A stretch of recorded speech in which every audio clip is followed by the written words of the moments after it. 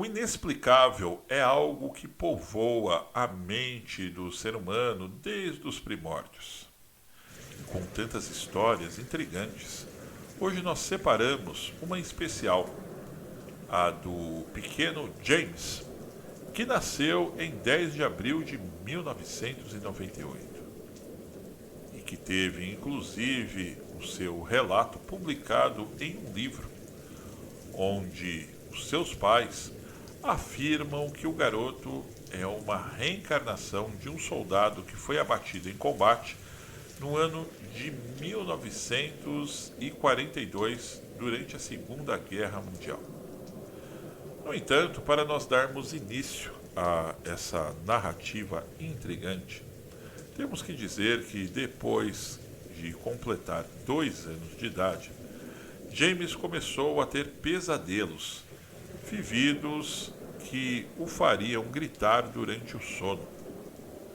Um dia, sua mãe Andréia escutou sua voz e correu até o quarto. Ele ainda era uma criança bem parecida como as outras, alegre, brincava bastante e estava ainda aprendendo a falar. Com o passar do tempo, os sonhos foram tornando-se mais intensos e James se debatia e gritava, acordando os pais. Bruce, o pai em questão, não entendia o que estava se passando, pois não compreendia as razões que levavam seu filho a experimentar sonhos tão violentos e vivenciá-los com tanta intensidade. Determinados a descobrir o que se passava, o casal passou a observar melhor o comportamento de James e a procurar entender o que ele gritava durante os pesadelos. Uma frase sempre se repetia e era muito emblemática, ao qual ele dizia: "O avião está em chamas. O rapaz não consegue sair daí. Tirem ele de lá." Assim, o pequeno James passou a transmitir informações detalhadas e estranhamente bem articuladas, não apenas em seus pesadelos, mas também quando estava acordado enquanto brincava e desenhava. O garotinho mostrava um conhecimento incrível sobre aviões antigos, especialmente aqueles que foram usados durante a Segunda Guerra Mundial. Passou então a revelar nomes e sobrenomes, dados geográficos e até mesmo o que seu pai descobriu mais tarde ser a descrição de um porta-aviões da Segunda Guerra Mundial. Como James poderia saber de tudo aquilo se ainda nem tinha idade escolar? Os programas de TV na época que ele assistia eram cuidadosamente selecionados por sua mãe, e nenhum deles abordava aqueles temas. Então, de onde viria tal conhecimento? Estaria o menino se lembrando de situações vividas por ele e que seus pais desconheciam? Seriam memórias de uma vida passada? Um certo dia, quando o pesadelo do avião em chamas voltou a lhe incomodar, sua mãe lhe perguntou quem era o homem no avião, e James respondeu sem titubear: "Era eu, mamãe." Quando o pai perguntou a James quem atirou em seu avião, James declarou: "Foram os japoneses." Quando lhe perguntaram também como ele sabia quem eram os japoneses que derrubaram o avião, James respondeu: "O grande sol vermelho." Bruce e Andrea ficaram impressionados e intrigados com o conhecimento de James sobre essas aeronaves japonesas da Segunda Guerra Mundial, pois ele sabia que o menino não tinha como obter nem distinguir tais informações naquela idade. Como resultado, quando os pesadelos ocorreram, eles fizeram perguntas mais detalhadas a James sobre seus sonhos. quando seus pais perguntavam os nomes de outras pessoas nos pesadelos, James afirmou que tinha um amigo que também era piloto, cujo nome era Jack Larson. Foi a mãe de Andrea, Bob, no caso a avó do garoto, quem primeiro formulou a hipótese de que os pesadelos de James poderiam ter origem em uma vida passada. Com o tempo, o pequeno James revelou que o homem em seus pesadelos também se chamava James, que ele pilotava um avião chamado Corsair. Essa aeronave em que voava decolou de um barco e que o nome do barco era Natoma. Ele sabia que o Corsair mudaria para a esquerda na decolagem e que esse mesmo avião tinha uma tendência a estourar os pneus ao pousar. Quando a família assistia a um programa do History Channel sobre a Segunda Guerra Mundial, no qual os Corsairs abatiam aviões japoneses, o narrador disse que os aviões japoneses abatidos eram os Zeros.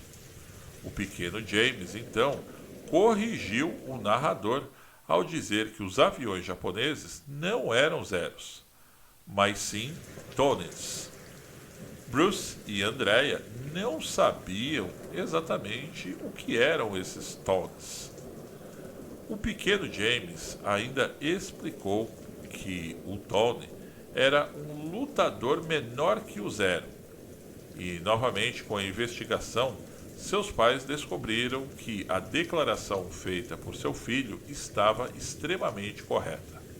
Continuando a história, temos que dizer que os pais de James o levaram para o Lone Star Fight Museum, onde algumas aeronaves da Segunda Guerra Mundial estão lá nos Estados Unidos. E eles ficaram surpresos ao ver James andando em volta de um Corsair, conduzindo uma verificação de voo, como um piloto normalmente faz antes de embarcar no avião que eles estavam prestes a voar. Andrea, ironicamente, lembrou nesse momento que seu filho, ali com 4 anos, não sabia nem usar o banheiro direito, mas ele sabia detalhes da Segunda Guerra Mundial e das aeronaves daquela época. Assim, eles estavam abertos à possibilidade de que James estivesse experimentando memórias de uma vida passada. O pai ainda estava extremamente relutante em considerar que as memórias de James poderiam derivar de uma encarnação passada. Ainda assim, ele começou a pesquisar declarações feitas pelo pequeno garoto. Por exemplo, descobriu que havia, de fato, um porta-aviões da Segunda Guerra Mundial que se chamava Baía de Natoma, que operou no Pacífico e é retratado nas histórias da Segunda Guerra Mundial. O pai, assim, obteve um livro sobre esse tal porta-aviões. Quando Bruce e James folhearam juntos, chegaram a uma seção que narrava a Batalha de Iwo Jima, onde James disse a seu pai que foi lá, nessa Batalha de Iwo Jima, que seu avião foi abatido e caiu. Bruce, então, soube que o porta-aviões havia de fato apoiado a invasão da Marinha dos Estados Unidos a Iwo Jima. Assim, as pesquisas de seu pai cresceram e ele passou a vasculhar alguns arquivos militares. Bruce soube que a tripulação da Baía de Natoma realizou encontros em alguns locais com veteranos e assim ele decidiu comparecer em uma dessas festividades. E assim ele viajou para o local em 11 de setembro de 2002, claro, levando o pequeno James e sua esposa. Durante as festividades, Bruce teve acesso à informação de que 18 pilotos do porta-aviões da Baía de Natoma morreram durante o serviço no Pacífico. Um deles se chamava exatamente James Houston Jr., lembrando que o pequeno James disse que seu nome também era James, quando em seus pesadelos ficou preso na cabine de um avião em chamas. James Houston Jr. foi o único piloto a morrer na invasão da Batalha de Iwo Jima. Bruce também soube que Jack Lawrence de fato era um piloto que esteve na Baía de Natoma. Lawrence ainda estava vivo e morando no Arkansas. Bruce então decidiu visitar o veterano de guerra em sua casa. Lá, depois de um bate-papo, ele recebeu o relato de que Lawrence viu um projeto antiaéreo derrubar a hélice do avião de Houston. Isso explicava porque o pequeno James iria derrubar as hélices de seus aviões de brinquedo enquanto brincava. Eles também validaram que o avião de Houston pegou fogo e de que ele afundou com seu avião. E as coincidências não pararam.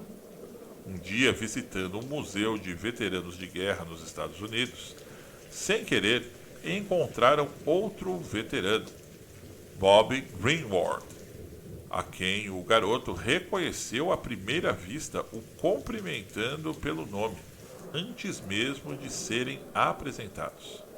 Quando Bruce perguntou a James como ele sabia que esse homem era Bob Greenwald, James disse que havia reconhecido a voz de Bob. Outro fato significativo é que os veteranos que estiveram na festividade da inauguração do Memorial de Natoma Bay, onde também o pai de James acabou o levando, já quando ele tinha 6 anos, aqueles que conheciam James Houston Jr., ao ver o pequeno garoto, comentaram que James Laniger se parecia muito com o falecido James Houston Jr. Durante tal cerimônia, o pequeno James parecia muito entristecido, e quando seus pais perguntaram ao garoto por que ele estava triste, ele respondeu que todos ali, que foram seus amigos, pareciam estar muito velhos. No entanto, meus amigos, existem ainda mais detalhes, riquíssimos por sinal, que ligam a história de James à sua eventual reencarnação. Todos esses podem ser conferidos no livro chamado A Volta, a incrível e real história da reencarnação de James Houston. Eu vou ficando por aqui, mas reforço o convite para que possam se inscrever no canal e também compartilhar esse vídeo com os amigos. Um grande abraço e até breve.